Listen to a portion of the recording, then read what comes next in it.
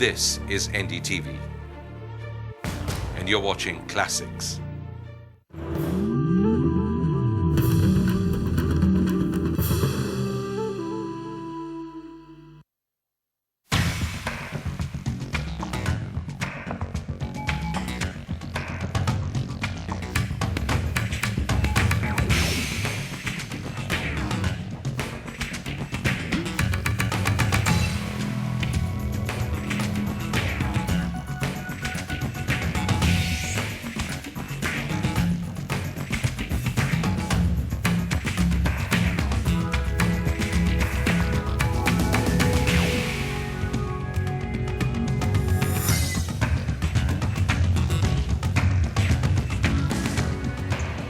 बेंगलोर शहर से थोड़ी दूर बाहर एक ऐसी कंपनी है जो नए भारत की नई अर्थव्यवस्था का प्रतीक सी बन गई है। इस कंपनी का नाम है इन्फोसिस। इन्फोसिस ने न सिर्फ ये दिखाया है कि विश्वकरण से डरती नहीं है, बल्कि दुनिया के बाज़ारों में अपने लिए इन्फोसिस ने एक ख़ास जगह बना भी ली है। और मेरे साथ हैं नलिनी थीते जो पुणे की हैं और यहाँ पे आई हैं क्योंकि इन्फोसिस का हेडक्वार्टर्स यही है। हाँ। तो पहली दफ़ा जब आपने ये देखा, ये शानदार बिल्डिंग्स वगैरह, कैसे महसूस हुआ आपको? जब मैंने ज्वाइन किया तो कैंपस इतना बड़ा नहीं था। एक 5 साल बिल्डिंग हो गए थी। आपको? मुझे 5 साल हो गए। हाँ। तब कंपनी बहुत छोटी थी, 2000-3000 लोग थे कंपनी में। जब मैंने ज्वाइन किया था तो एक ही बिल्डिंग थी जिसको अभी हेरिटेज बिल्डिंग कहते हैं। हाँ। बिकॉज ये सबसे पुरानी बिल्डिंग है। हाँ। इन्फोसिस की पूरी तादाद शायद 17-18 हज़ार हो गई है। इन्फोसिस में काम करना इसलिए अच्छा लगता है क्योंकि काम अच्छा है और ये सब जो चीज़ें हैं ये काम करने को बहुत इजी बनाती है। हाँ। और एक गुरूर का भी एहसास होता है कि इतने अच्छे कैंपस में आप काम करते हो, state of the art facilities हाँ। है और ये थोड़ा सा अपने काम में भी रिफ्लेक्ट हो जाता है कि जब आप इतने अच्छे कैंपस में काम करते हो तो यू फील एट ईज़ और काम भी अच्छा हो जाता है। अगर मैं आपसे पूछूं कि एक ख़ास चीज़ इन्फोसिस की जो आपको बहुत बेहद पसंद है, वो क्या होगी? मुझे इन्फोसिस जिस तरह से गवर्न की जाती है वो बहुत अच्छा लगता है। It works like a clock work. कोई भी गवर्नमेंट यहाँ के देख सकता है कि इतनी सारी फैसिलिटीज़, इतने सारे लोग जिस तरह से मैनेज किए जाते हैं, एवरीथिंग फील्स इन कंट्रोल।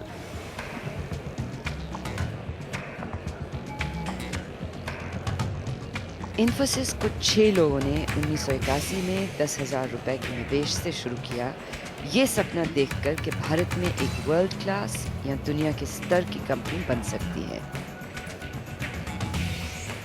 हमारा एक तो इरादा था कि एक ग्लोबल कंपनी बनाना चाहिए। एम्प्लॉयज़ शुड बी नंबर 1 और एथिक्स और वैल्यूज़ का बेस पे बनाना चाहिए कि हमारा इरादा था। तो वो तो हो गया है, मगर इतना बड़ा होएगा, इतना ग्लोबल प्लेयर होएगा, वो तो हमको उतना मालूम नहीं था। 22 इयर्स बैक इंडिया में बहुत टैलेंट है, वो तो भी हमको मालूम था और कोई कंपनी नहीं देख रहा था कोई ये टैलेंट लेके वो ग्लोबल मार्केट्स को सर्विस करने का ऐसे कंपनी कोई हम नहीं देखा। मगर तभी तो बहुत मुश्किल था बिजनेस करने को इंडिया में, तभी तो लाइसेंसिंग राज था और फॉरेन एक्सचेंज मिलने को बहुत तकलीफ होता था और हमको बहुत अर्ली ईयर्स में कंप्यूटर आप इंपोर्ट किए थे, कैसे किए थे वो? तभी तो कंप्यूटर इंपोर्ट करने के लिए हमको दिल्ली जाना चाहता था। We had to go Delhi और उधर जाके हमको मशीन लाने का है, इतना मेमोरी उसमें है, उतना टर्मिनल्स चाहिए और कोई वो सब एप्लीकेशन दे के लाइसेंस देते थे। अभी तो वो सब गया है, पर उस दिनों में लाइसेंस का बहुत राज था। तो फर्स्ट 10 साल में हमको बहुत तकलीफ था।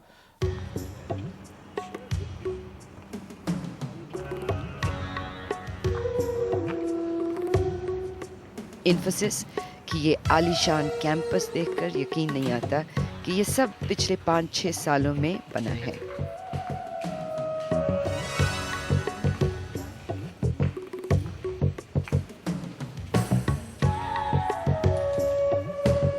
मैं जब यहाँ आया था तो ये है जून 95 की बात।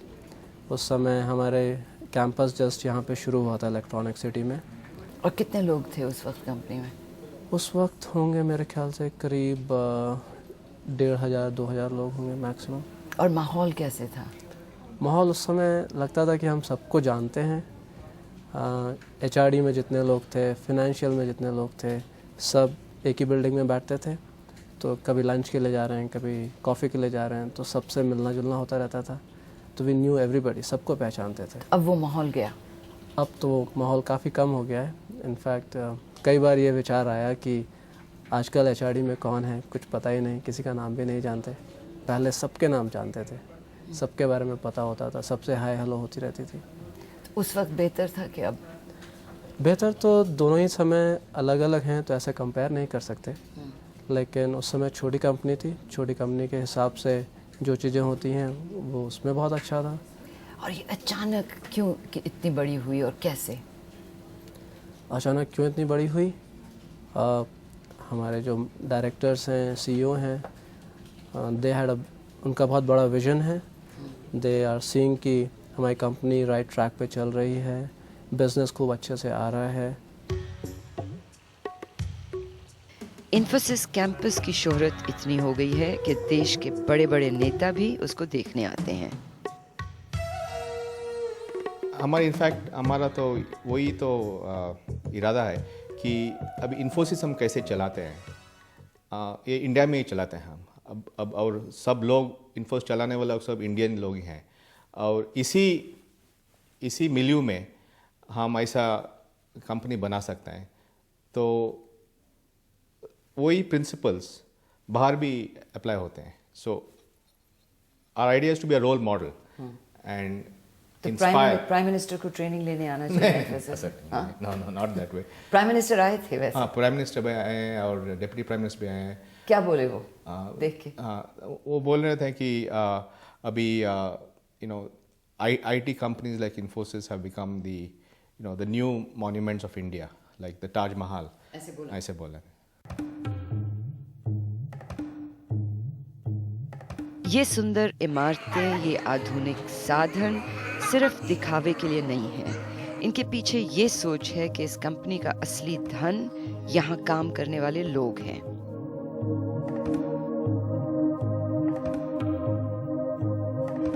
देखिए, 2-3 चीज़ें हैं। एक तो हम चाहते हैं, हम मानते हैं कि ये कंपनी अपने लोगों पर टिकी है। एसेट्स जो कहते हैं, हमारे पास फैक्ट्रीज़ नहीं हैं, चिमनीज़ नहीं है, मशीनरी नहीं है। पुरानी इंडस्ट्रीज़ को आप जो देखेंगी और कहते हैं वो एसेट्स हैं, वो एसेट्स हमारे पास नहीं हैं। हमारे एसेट्स हैं जो 20,000 आदमी यहाँ पे काम करते हैं। हम कहते हैं कि हर शाम हमारे एसेट्स गेट के बाहर जाते हैं और हम चाहते हैं कि अगले सुबह जब वो वापस आएँ तो वो उत्सुकता से वापस आएँ गेट के अंदर।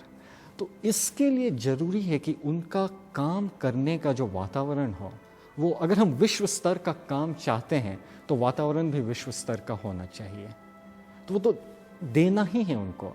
दूसरी बात है, हमारे क्लाइंट्स आते हैं यहाँ पे, उनको लगना चाहिए कि वो वाकई विश्व स्तर के कंपनी के साथ काम कर रहे हैं।